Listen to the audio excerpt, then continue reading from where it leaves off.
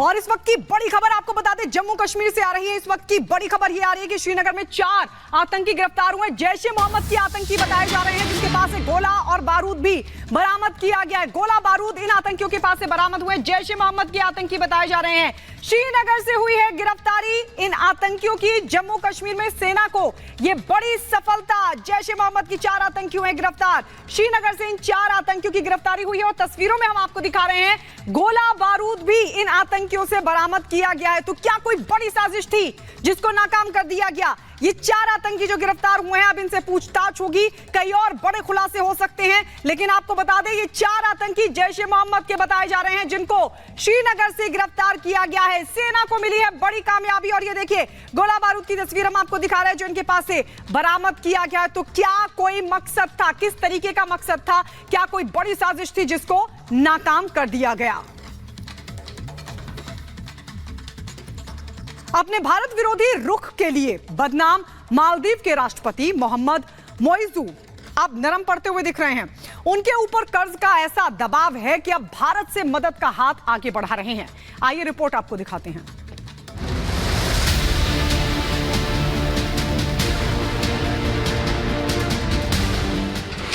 चीन से यारी मालदीव को भारी।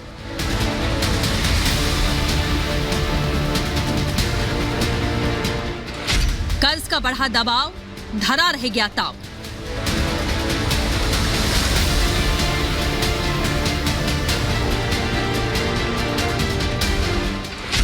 लौट के मोइजू भारत आए।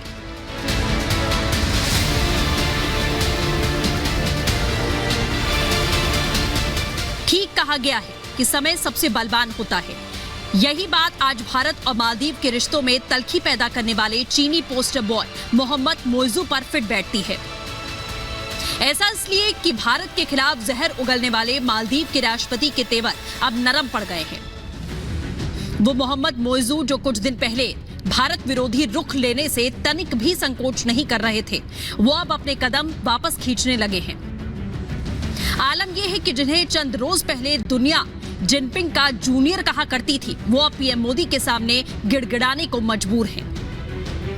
अब सवाल ये है कि आखिर इतना बड़ा परिवर्तन हुआ कैसे, जिसका जवाब भारत के प्रति मालदीव की निर्भरता है। मामला मालदीव को भारत से मिले कर्ज का है, जिसमें मोइजू इन दिनों इस कदर परेशान हैं कि वो अब अपनी सभी नफरत को भुलाकर भारत से रहम की भीख मांग रहे हैं, जिसकी पुष्टि खुद उन्होंने की है। मालदीव की मीडिया को दिए गए इंटरव्यू में राष्ट्रपति मोइजू ने कहा, भारत का हमारे ऊपर बड़ा कर्ज है, अर्थव्यवस्था से वहन होने से कहीं ज्यादा। इसे चुकाने के लिए रियायत की जरूरत है, जिसके लिए भारत सरकार से बातचीत जारी है। भारत विरोधी रुख के बीच में कर्ज के बढ़ते दबाव से मोइजू की नींद हराम है। वो अपने बड़बोलेपन से खराब हुए संबंधों को लेकर परेशान है। अब ऐसे में वो प्रधानमंत्री मोदी से सकारात्मक जवाब की उम्मीदें लगाए बैठे हैं और नफरत से प्यार के बदलाव के बीच वो पारंपरिक सहयोगी की शान में कसीदे भी पढ़ रहे हैं।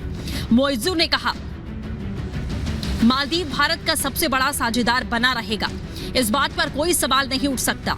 मालदीव को मदद देने में भारत अहम है, संबंध बिगाड़ने जैसा कोई बयान नहीं दिया।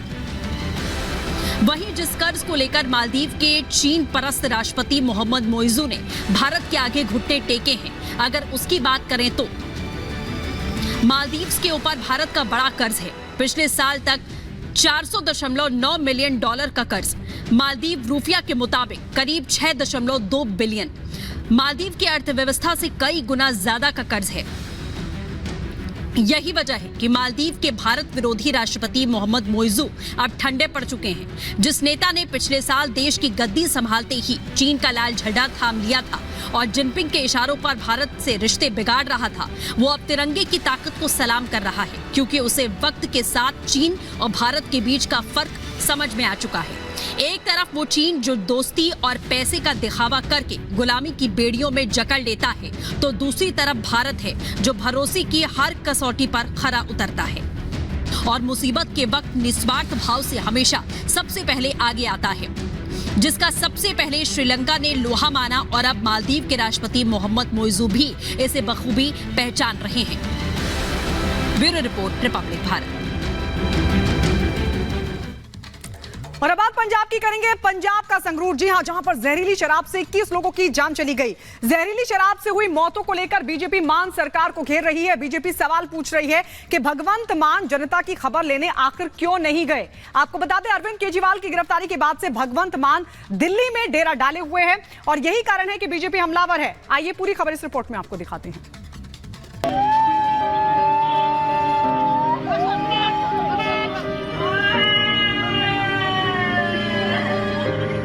जहरीले शराब के कारण से 21 मौतें हुई हैं।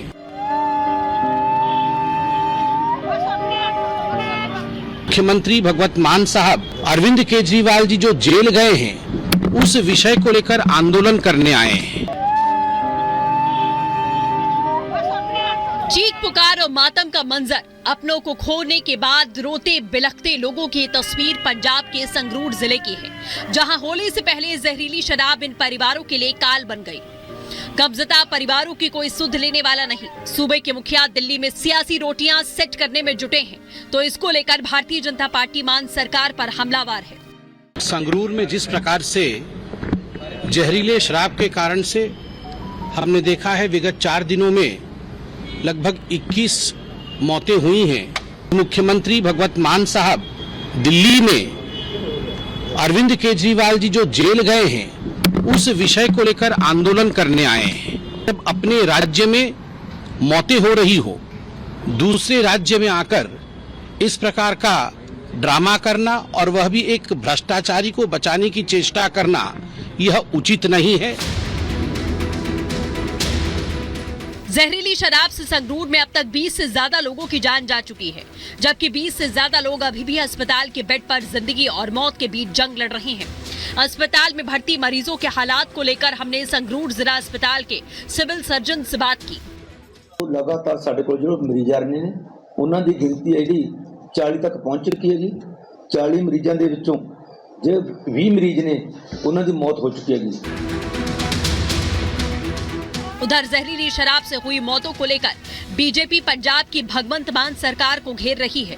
बीजेपी सवाल पूछ रही है कि आखिर पंजाब के मुख्यमंत्री के लिए जनता से ज्यादा भ्रष्टाचारियों की चिंता क्यों है, क्योंकि अरविंद केजरीवाल की गिरफ्तारी के बाद से भगवंत मान दिल्ली में डेरा जमाए बैठे हैं। आम आदमी पार्टी को शराब से इतना क्यों है प्यार? दिल्ली में भ्रष्टाचार का औजार और पंजाब में मौत का हथियार।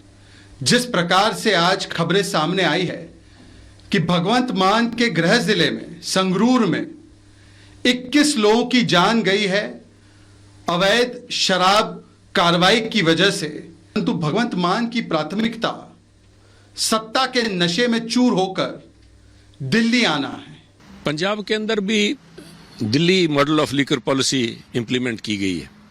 उसी का जीता जागता सबूत है कि एक पर्टिकुलर कंपनी जो कि दिल्ली के अंदर जिसका बहुत बड़ा भागीदारी है इस लूट के अंदर, वही कंपनी जो 2022 से पहले पंजाब में उसका नामो निशान नहीं था, कोई भी काम नहीं करते थे। पंजाब के अंदर आम आदमी भगवंत मान जी की सरकार बनने के बाद आज वही कंपनी जो है पंजाब के शराब का 40% धंधा उसी कंपनी के पास में है। वहीं जहरीली शराब से हुई मौतों के बाद पंजाब पुलिस एक्शन में है। संगरूर समेत आसपास के जिलों में पुलिस लगातार दबिश दे रही है। मामले में अब तक 2 मास्टरमाइंड समेत 8 आरोपियों की गिरफ्तारी हुई। पकड़े गए आरोपियों की कब्जे से भारी मात्रा में नकली शराब और शराब के निर्माण और लेबलिंग के लिए इस्तेमाल किए जाने वाले अन्य सामान बरामद किए गए। अजे तक 8 एक्यूज्ड गिरफ्तार किए ने, जिन्हां विच 2 मास्टरमाइंड जड़े सीगे। नंबर 1 मास्टरमाइंड जिहड़ा मेन दोषी है हरमनप्रीत सिंह, इहदी 35 साल की उम्र है, सन ऑफ कुलदीप सिंह, और दूसरा हैगा गुरलाल सिंह गिफ्टी।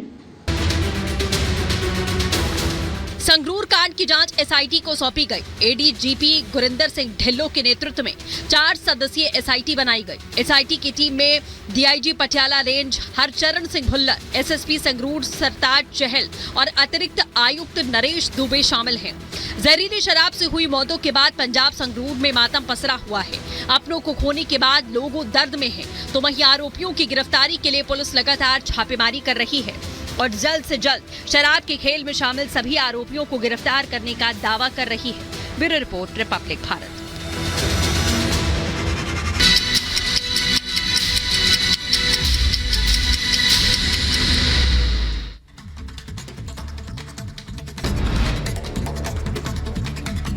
राजस्थान के जयपुर में केमिकल फैक्ट्री में लगी भीषण आग। घटना के बाद इलाके में मची अफरा तफरी। दमकल की कई गाड़ियों ने आग पर पाया काबू। जयपुर की केमिकल फैक्ट्री में 5 मजदूर